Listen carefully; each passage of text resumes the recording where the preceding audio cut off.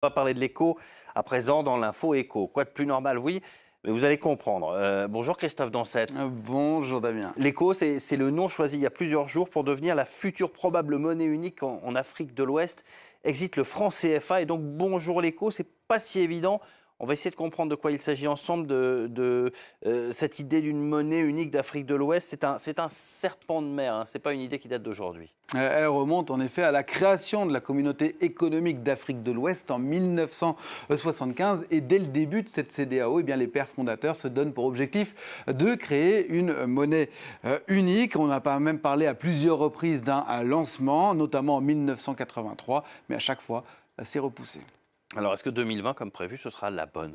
C'est toute la question. En tout cas, les chefs d'État de la CEDEAO se réunissent samedi à Abuja, au Nigeria, pour régler les derniers détails pour le lancement de cette monnaie. Le nom, vous l'avez dit, il a déjà été choisi. Ce sera l'écho, un nom facile à retenir, et facile à prononcer aussi, oui. Que ce soit en français ou en anglais. Voilà, que ce soit commun à tout le monde, parce que cette monnaie, si elle voit le jour, elle sera adoptée aussi bien par des États francophones qu'anglophones. Oui, on va voir une carte qui représente les 15 États membres de cette CEDEAO, et on va voir que 8 d'entre eux, ceux qui sont entourés de rouge, là, utilisent aujourd'hui, ce sont les États francophones, certains des États francophones utilisent aujourd'hui le franc CFA. Mais il y en a d'autres qui utilisent d'autres monnaies, comme le Ghana, qui utilise le cedi, ou encore le Nigeria, la Naira. Le Nigeria qui est le dernier pays qu'on le voit ici, à avoir rejoint cette idée d'une monnaie unique. Il y était assez réticent dans un premier temps. Et ce n'est pas n'importe quel État, puisque parmi les 350 millions d'habitants que regroupe cette CEDEAO, plus de la moitié vivent au Nigeria. Le Nigeria qui pèse également pour plus de 50% du PIB total de cette CEDEAO. Alors comment elle va fonctionner concrètement, cette monnaie unique ?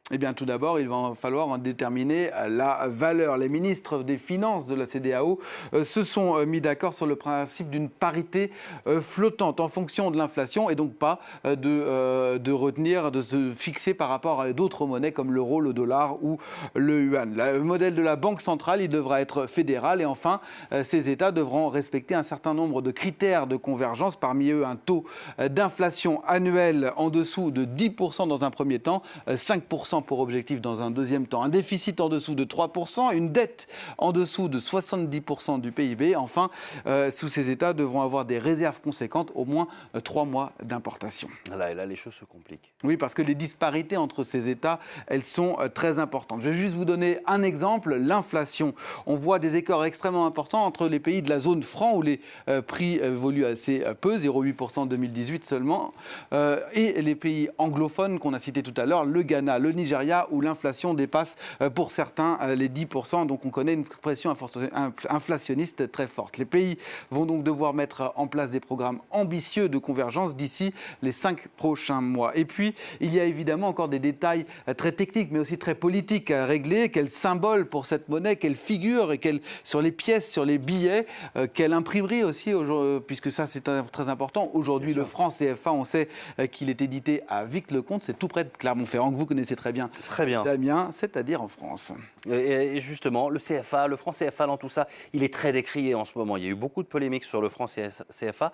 Est-ce qu'il va disparaître ? La réponse est non, pour une raison toute simple, c'est qu'il n'y a pas que les pays membres de la CEDEAO, qu'on voit ici en rouge, qui utilisent ce franc CFA. Il y en a aussi d'autres, ceux de la communauté économique d'Afrique centrale, la CEMAC, dont le Cameroun ou encore le Gabon. Pour eux, rien ne va changer. Ils vont continuer à utiliser le franc CFA, tout comme les Comores qu'on voit ici aussi, qui utilisent eux une troisième variante du CFA.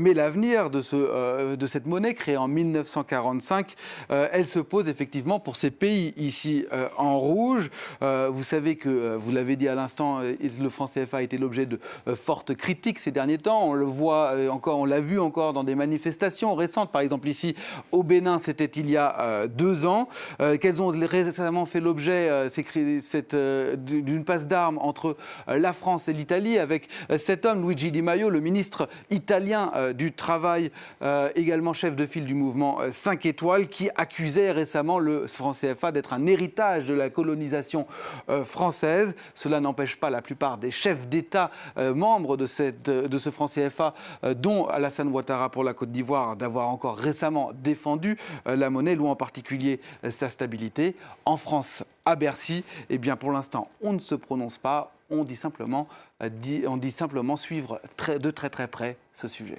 Merci beaucoup Christophe Dansette et merci à notre